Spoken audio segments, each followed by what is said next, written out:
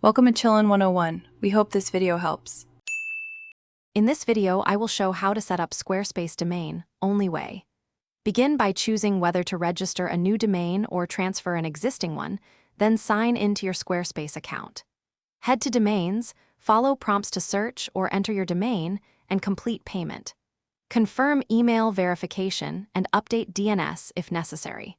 I'll walk you through each click so the domain points correctly to your site. In this video, I will show how to set up Squarespace domain, only way.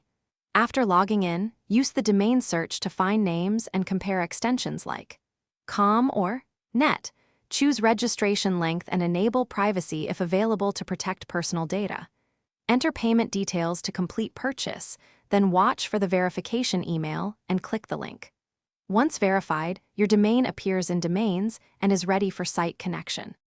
In this video, I will show how to set up Squarespace domain, only way. Start by unlocking the domain at your current registrar and request the authorization code needed for transfer. In Squarespace, choose Transfer Domain, enter the code, and confirm contact details so the transfer proceeds.